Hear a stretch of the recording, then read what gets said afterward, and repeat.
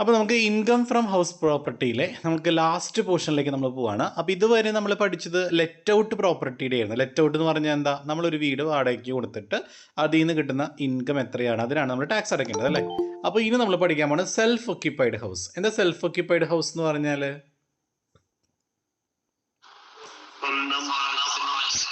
നമ്മൾ സ്വന്തം ആവശ്യത്തിന് വേണ്ടിയിട്ടാണ് ആ വീട് ഉപയോഗിക്കണേ എങ്കിൽ നമുക്ക് എത്രയാണ് അതിൽ നിന്നുള്ള ഇൻകം എന്ന് ചോദിക്കുകയാണെങ്കിൽ എന്തായാലും നമുക്ക് അതിൽ നിന്ന് ഇൻകം ഉണ്ടാവില്ലല്ലോ.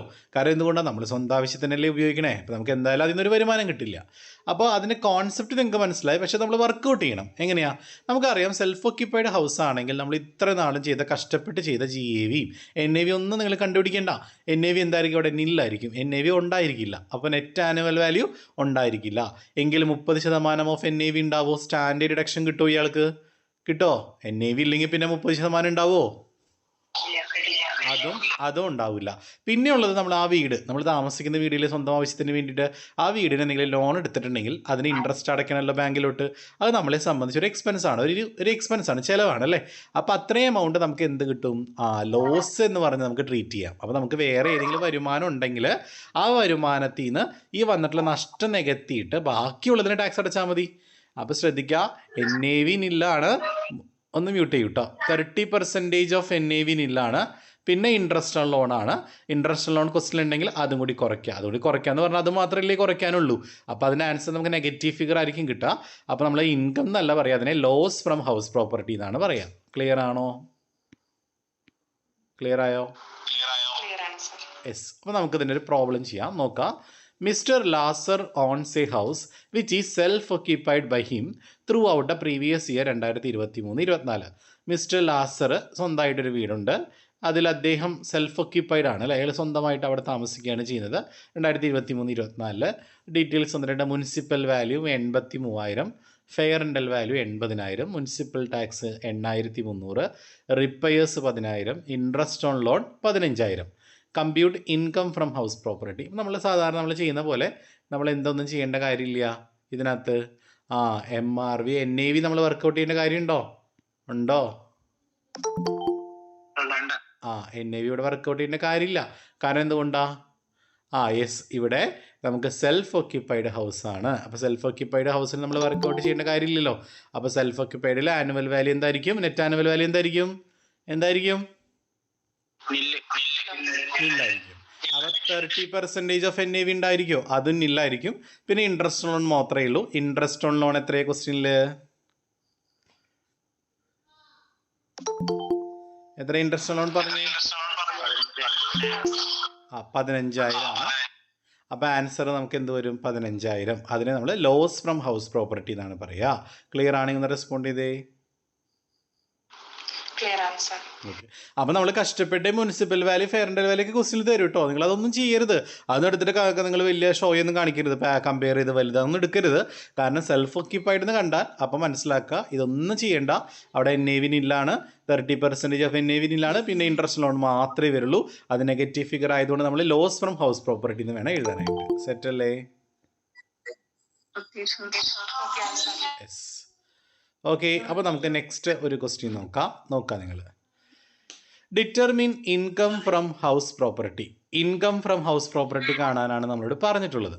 അതിൽ standard rent 85,000, municipal value 90,000, monthly rent 4,800, municipal tax 4,000, interest on loan 16,000. Half of the portion of the house is self occupied through out the year and remaining portion is let out. അതായത് മക്കളെ, ഇപ്പം നമ്മുടെ ഒരു വീട്ടിൽ 2 നിലയാണെന്ന് വിചാരിക്കുക. നമ്മുടെ ഒരു വീട് 2 നിലയാണ്. അപ്പോൾ അതിൽ ഒരു നില ചിലപ്പോൾ നമ്മൾ എന്ത് ചെയ്യും? വാടകയ്ക്ക് കൊടുക്കും. ഒരു നിലയിൽ നമ്മൾ സ്വന്തമായിട്ട് താമസിക്കും. ശരിയല്ലേ? അങ്ങനെ വരാലോ. ഇപ്പം നിങ്ങൾ എറണാകുളം ഭാഗത്തൊക്കെയുള്ള ഓൾമോസ്റ്റ് ഹൗസുകൾ അങ്ങനെ തന്നെയാണ് അല്ലേ? 2 നില ഉണ്ടാവും. താഴെ ചിലപ്പോൾ അവർ താമസിക്കും, മുകളിൽ വാടകയ്ക്ക് കൊടുക്കും. അല്ലെങ്കിൽ മുകളിൽ അവർ താമസിച്ചിട്ട് താഴെ വാടകയ്ക്ക് കൊടുക്കും. അങ്ങനെ ചെയ്യാലോ? ചെയ്തൂടെ? അങ്ങനെ വന്നാൽ നമുക്ക് എത്രയാണ് ഇൻകം ഫ്രം ഹൗസ് പ്രോപ്പർട്ടി കാണാൻ പറഞ്ഞാൽ ശ്രദ്ധിക്കുക. നമ്മൾ എന്ത് ചെയ്യണം? എല്ലാത്തിൻ്റെ ഹാഫ് എടുക്കണം. ഇപ്പോൾ ലെറ്റ് ഔട്ടിൻ്റെ കാണുമ്പോൾ നമ്മൾ ഹാഫ്, കാരണം ആ വീടിൻ്റെ മൊത്തം മുനിസിപ്പൽ വാല്യൂ, സ്റ്റാൻഡേർഡ് റെൻ്റൊക്കെ നമുക്ക് തന്നെ ആ വീടിൻ്റെ മൊത്തം. അപ്പം മൊത്തം നമുക്ക് കാൽക്കുലേഷൻ എടുക്കേണ്ട കാര്യമില്ലല്ലോ. ലെറ്റ് ഔട്ടിൻ്റെ കാൽക്കുലേഷൻ എടുക്കുമ്പോൾ പകുതി, അതുപോലെ സെൽഫ് ഒക്യുപ്പൈഡിൻ്റെ കാൽക്കുലേഷൻ എടുക്കുമ്പോൾ പകുതിയാണ് നമ്മൾ വർക്കൗട്ട് ചെയ്യേണ്ടത്. അപ്പോൾ നമുക്ക് നോക്കാം. ആദ്യം നമുക്ക് എന്ത് ചെയ്യാം, ലെറ്റ് ഔട്ടിൻ്റെ പോർഷൻ നമുക്ക് ചെയ്യാം. ലെറ്റ് ഔട്ടിൻ്റെ പോർഷനാണ് ഞാൻ ചെയ്യാൻ പോണേ കേട്ടോ. അപ്പോൾ MRV എത്രയാണ് ക്വസ്റ്റ്യനിൽ? മുനിസിപ്പൽ വാല്യൂ എത്രയാ? 90 ആണ്. അപ്പോൾ 90 ഫുൾ എടുക്കുമോ നമ്മൾ? 90യുടെ ഹാഫ് എടുക്കുക, അപ്പോൾ 45,000. ഇനി FRV ഫെയർ റെൻ്റൽ വാല്യൂ ക്വസ്റ്റ്യനിൽ ഇല്ല, അപ്പോൾ നമ്മൾ എടുത്ത് എഴുതേണ്ട, ഡാഷ് ഇടുക, അത് 45,000 താഴോട്ട് എടുത്ത് എഴുതുക. അടുത്തത് standard rental value. Standard rent എത്രയാണ് ക്വസ്റ്റ്യനിൽ? 85. അപ്പോൾ അത് ഫുൾ എടുക്കോ? 85 ഫുൾ എടുക്കോ? അതിൻ്റെ ഹാഫ് 42,500. ഈ 45,000 42,500 നമ്മൾ കമ്പയർ ചെയ്തിട്ട് വലുതാണോ ചെറുതാണോ എടുക്കുക? SRVയുമായി കമ്പയർ ചെയ്ത് ചെറുതെടുക്കുക, 42,500. ഇനി നമ്മുടെ ആനുവൽ റെൻ്റാണ്, മന്ത്ലി റെൻ്റ് 4,800. മക്കൾ, ഈ മന്ത്ലി റെൻറ്റിൻ്റെ ഹാഫ് എടുക്കേണ്ട കാര്യമുണ്ടോ?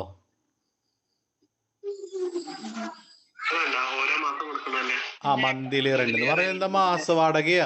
വാടകയ്ക്ക് കൊടുത്ത ആ ഭാഗത്ത് നിന്നാണല്ലോ വാടക കിട്ടുക, അല്ലാണ്ട് താഴെ നമ്മൾ താമസിക്കൊടുത്ത് വാടക കിട്ടില്ലല്ലോ. അപ്പം മന്ത്ലി റെന്റ് നിങ്ങൾ ഫുൾ എടുക്കണം കേട്ടോ. അപ്പം മന്ത്ലി റെന്റ് നിങ്ങൾ ഫുൾ എമൗണ്ട് എടുക്കേണ്ടത് 4,800 മാസ വാടക. അപ്പോൾ ഒരു വർഷത്തേക്ക് 4,800 × 12 ചെയ്യുമ്പോൾ 57,600 കിട്ടും. അപ്പോൾ 42,500 57,600 തമ്മിൽ കമ്പയർ ചെയ്തിട്ട് എന്തെടുക്കണ്ടേ?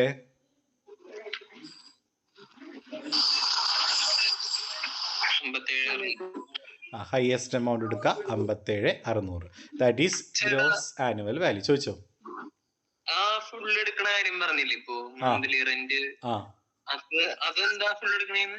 അതായത് നമ്മളിപ്പോ ചെയ്യുന്ന ലെറ്റ് ഔട്ടിന്റെ അല്ലേ, ലെറ്റ് ഔട്ട് പ്രോപ്പർട്ടിയുടെ അല്ലേ ചെയ്യുന്ന, വാടകയ്ക്ക് കൊടുത്ത ആ ഒരു ഭാഗം, വീടിന്റെ മുകൾ ഭാഗം. അപ്പോൾ നമുക്ക് വാടക കിട്ടുന്നത് ആ മുകൾ ഭാഗത്ത് നിന്ന് മാത്രമല്ലേ കിട്ടുള്ളൂ, ഫുൾ വീടിന്റെ വാടക കിട്ടില്ലല്ലോ. അപ്പൊ അത് ഫുള്ള് എടുക്കണല്ലോ. ബാക്കിയൊക്കെ വീടിന്റെ ഫുള്ളല്ലേ, മുനിസിപ്പൽ വാല്യൂ ആണെങ്കിലും ഫെയർ റെന്റൽ വാല്യൂ ആണെങ്കിലും ആ വീടിന്റെ ഫുള്ളാണ്. അപ്പൊ അതിന്റെ ഹാഫ് എടുത്താൽ മതി. അപ്പൊ GAV 57,600 കിട്ടിയിട്ടുണ്ട്. ഇനി നമ്മൾ എന്തൊക്കെ കുറയ്ക്കണം? മുനിസിപ്പൽ ടാക്സ്, അൺറിയലൈസ്ഡ് ഉണ്ട്. മുനിസിപ്പൽ ടാക്സ് ഉണ്ട്, അത് നമുക്ക് ആ വീടിന്റെ മൊത്തം ടാക്സ് ആണ്, മൊത്തം നികുതിയാണ് 4,000 രൂപ. അപ്പൊ അത് ഫുള്ള് വരുമോ? 4,000 ഫുള്ള് വരുമോ? അവിടെ ഹാഫ് ആണ്, 4,000ന്റെ പകുതി 2,000. അപ്പോൾ 57,600 നിന്ന് 2,000 രൂപ കുറയ്ക്കുമ്പോൾ നമുക്ക് 55,600. അതാണ് net annual value. Net annual value കിട്ടിയാൽ പിന്നെ ഇൻകം ഫ്രം ഹൗസ് പ്രോപ്പർട്ടി ആണെങ്കിൽ എന്ത് ചെയ്യണം? അതിൽ നിന്ന് 30% കുറയ്ക്കണം. അപ്പോൾ 55,600 × 30/100 ചെയ്യുമ്പോൾ നമുക്ക് 16,680 എന്ന് കിട്ടും. NAV കിട്ടിയാൽ NAV നിന്ന് 30% കുറയ്ക്കണ്ടേ? സ്റ്റാൻഡേർഡ് ഡിഡക്ഷൻ അണ്ടർ സെക്ഷൻ 24 അല്ലേ? അപ്പോൾ അതിനകത്ത് 16,680 കുറയ്ക്കുക. പിന്നെ ഇൻട്രസ്റ്റ് ലോൺ ഉണ്ടോ നോക്കി, ആ വീടിന് ലോൺ എടുത്തിട്ടുണ്ടോ നോക്കി.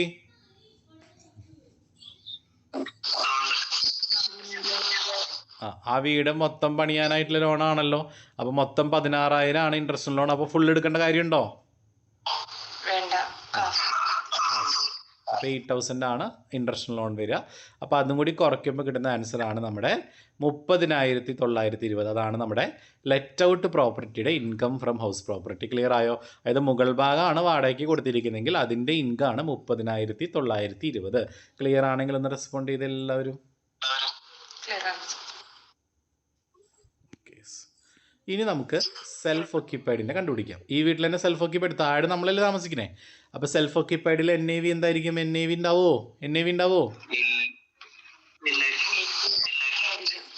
30% ഓഫ് NAV ഇല്ല. പിന്നെ ഇൻട്രസ്റ്റ് ലോൺ മാത്രമേ ഉള്ളൂ. മൊത്തം ലോണിൻ്റെ പലിശ 16,000 ആയിരുന്നു, അതിൻ്റെ പകുതി 8,000. അപ്പോൾ നമ്മുടെ ആൻസർ എന്താ വരിക? -8,000 ആണ്. അപ്പോൾ ഇൻകാണോ ലോസ് ആണോ സെൽഫ് ഓക്യുപ്പൈഡിന് വരിക? ഓക്കെ. അപ്പോൾ ലോസ് ഫ്രം ഹൗസ് പ്രോപ്പർട്ടി 8,000. അപ്പോൾ ഇയാൾ എത്ര രൂപയ്ക്കാണ് ടാക്സ് അടയ്ക്കേണ്ടത്? ഇയാൾക്ക് മറ്റേ വീട്ടിൽ നിന്ന് മുകൾ ഭാഗത്തു നിന്ന് 30,920 രൂപ വരുമാനം ഇൻകം കിട്ടുന്നുണ്ട്. താഴത്തുനിന്ന് അയാൾക്ക് ഒരു 8,000 രൂപ ലോസാണ്. അപ്പോൾ 30,920 ആയിട്ടുള്ള ഇൻകത്തിൽ നിന്ന് ലോസ് 8,000 രൂപ നികത്തിയാൽ ബാക്കി 22,920 ആണ് ആ വീടിൻ്റെ മൊത്തം income from house property. Clear?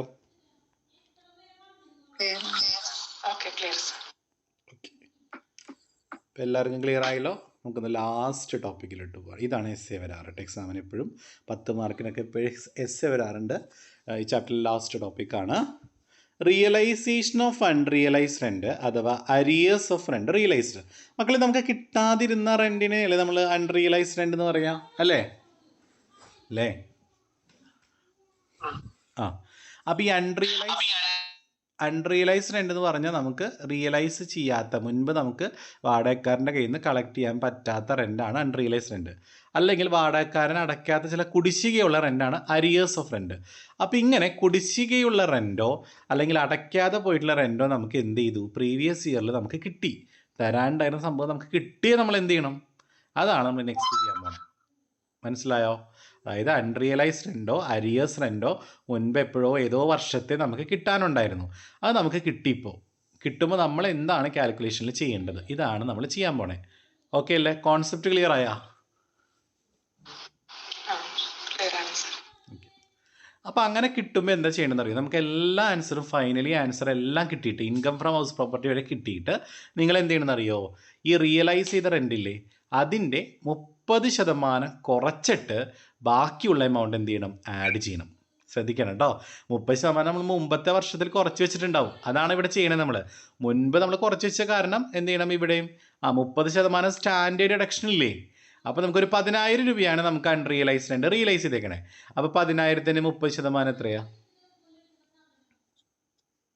3,000. അപ്പോൾ 10,000-ന് 3,000 കുറച്ച് ബാക്കി 7,000 രൂപ നിങ്ങൾ എന്ത് ചെയ്യണം, ഇവിടെ കൂട്ടണം. ഫൈനൽ ആൻസർ കിട്ടിയിട്ട് അതിൻ്റെ കൂടെ കൂട്ടണം. കത്തിയാ?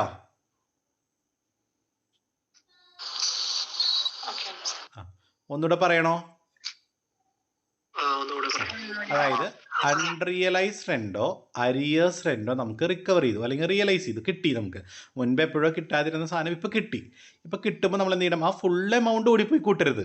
പിന്നെയോ ആ ഫുൾ എമൗണ്ടിൽ നിന്ന് അതിൻ്റെ 30% കുറച്ചിട്ട് ബാക്കിയുള്ള എമൗണ്ട് കൂട്ടണം. ഇപ്പോൾ 10,000 രൂപയാണ് നമുക്ക് ഇപ്പോൾ കിട്ടിയേക്കണമെങ്കിൽ, മുമ്പ് കിട്ടാനുള്ള വാടക കുടിശ്ശിക ഇപ്പോൾ 10,000 രൂപ കിട്ടി. അപ്പോൾ 10,000 ഓടിപ്പോയിട്ട് നമുക്ക് കൂട്ടാൻ പറ്റുമോ? ആ 10,000-ന് എന്ത് ചെയ്യണം, ആ 10,000-ന്റെ 30% എടുത്തിട്ട് കുറയ്ക്കണം.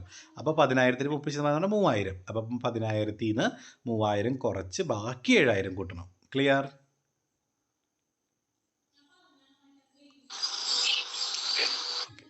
ഒരു പ്രോബ്ലം ചെയ്യാം. From the following information compute income from house property. താഴെ കൊടുത്തിട്ടുള്ള വിവരങ്ങൾ വെച്ചുകൊണ്ട് ഇൻകം ഫ്രം ഹൗസ് പ്രോപ്പർട്ടി കാണാനാണ് പറഞ്ഞേക്കണേ. Municipal value 43,000, fair rent 45,000, standard rent 50,000, monthly rent 4,000, municipal tax 4,300, interest on loan 14,000. Unrealised rent കാരണം 2020-21 കിട്ടാനുണ്ടായിരുന്ന അൺറിയലൈസ്ഡ് റെൻറ്റ് ഉണ്ടായിരുന്നു, അത് നമ്മളിപ്പോൾ റിക്കവർ ചെയ്തു. എന്ന് നമ്മുടെ 23-24 പ്രീവിയസ് ഇയറിൽ 10,000 രൂപ റിക്കവർ ചെയ്തു. അതേപോലെ 2021-22 കുടിശ്ശിക അരിയർ റെൻ്റ് ഉണ്ടായിരുന്നു, ഇപ്പോൾ 4,000 രൂപ, അത് നമ്മൾ നമ്മുടെ പ്രീവിയസ് ഇയർ ആയിട്ടുള്ള 2023-24 റിക്കവർ ചെയ്തു. ഇനി ഒരു മാസം വേക്കൻ്റ് ആയിരുന്നു വീട്. ഓക്കെ, ക്ലിയർ ആയ? ക്വസ്റ്റ്യൻ ക്ലിയർ ആയ എല്ലാവർക്കും? ഈ ക്വസ്റ്റ്യൻ പലതവണ യൂണിവേഴ്സിറ്റിക്ക് എസ് എ ചോദിച്ചിട്ടുണ്ട് കേട്ടോ, എസ് എ ക്വസ്റ്റ്യൻ ആയിട്ട് ഈ മോഡൽ ക്വസ്റ്റ്യൻ. ഓക്കെ, അപ്പോൾ നിങ്ങൾ അൺറിയലൈസ്ഡ് റെൻ്റ് കാണുമ്പോൾ ഓടിപ്പോയിട്ട് നിങ്ങൾ GAV-ന്ന് കുറയ്ക്കരുത്. ഇത് അൺറിയലൈസ്ഡ് റെൻ്റ് അല്ല മക്കളെ, ഇത് മുൻപത്തെ വർഷത്തിലെ അൺറിയലൈസ്ഡ് റെൻ്റ് ഇപ്പോൾ കിട്ടിയേക്കണതാ കേട്ടോ. മനസ്സിലായോ?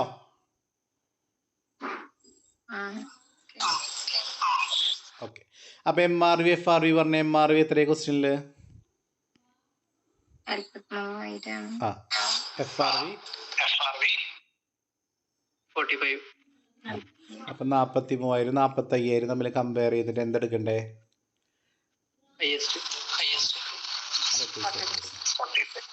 അടുത്ത SRV എത്ര? സ്റ്റാൻഡേർഡ് റെന്റ് അത് 45 കമ്പയർ ചെയ്തിട്ട് എന്തെടുക്കണ്ടേ? ചെറുതല്ലേ SRV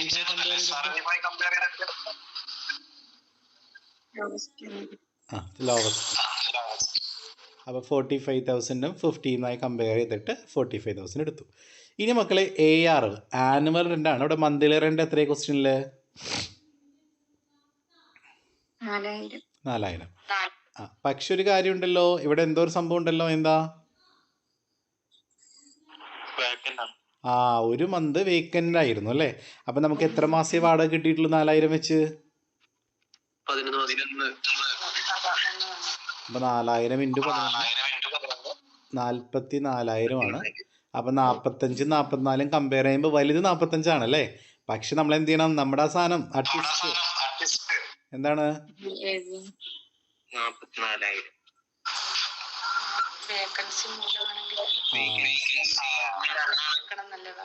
യെസ് ഞാൻ പറയാം. അതായത് 4000 ഇൻറ്റു 12 നിങ്ങൾ റൈറ്റ് സൈഡിൽ നിന്ന് എഴുതിയിടാം. അപ്പോൾ 48,000 വരുന്നുണ്ട്. അപ്പോൾ 45 48 വലുത് 48 അല്ലേ. പക്ഷെ വേക്കൻസി വന്ന കാരണം മാത്രം അത് 44 ചെറുതായി 45 അങ്ങനെ വന്നാൽ ആ ARV തന്നെയാണ് GAV എന്നല്ലേ പഠിച്ചേക്കണേ നിങ്ങൾ. അപ്പോൾ GAV എത്രയാ? 44,000. ക്ലിയർ ആണെങ്കിൽ ഒന്ന് റെസ്പോണ്ട് ചെയ്ത് എല്ലാവരും.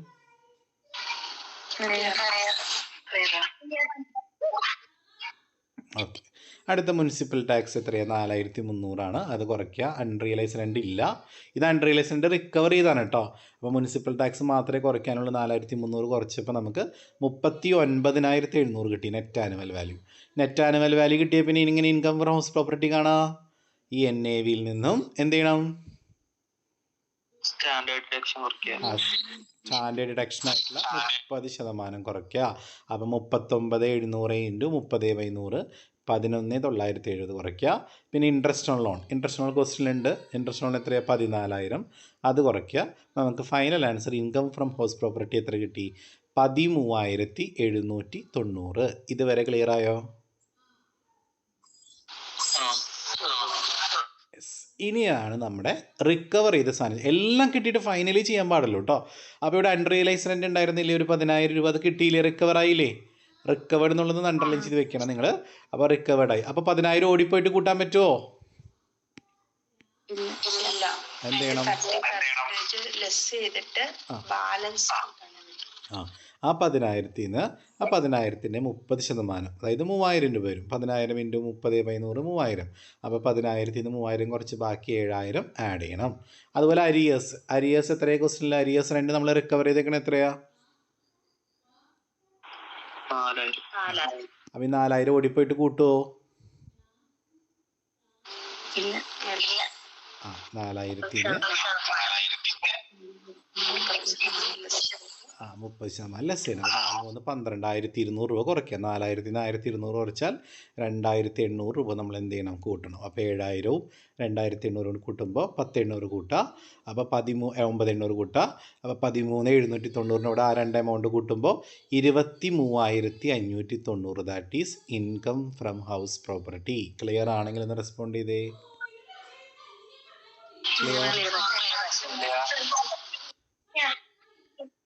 അപ്പോൾ നമ്മുടെ ചാപ്റ്റർ ഇത്രയേ ഉള്ളൂ. അപ്പോൾ ആർക്കെങ്കിലും ഡൗട്ട് ഉണ്ടെങ്കിൽ ചോദിക്കാം.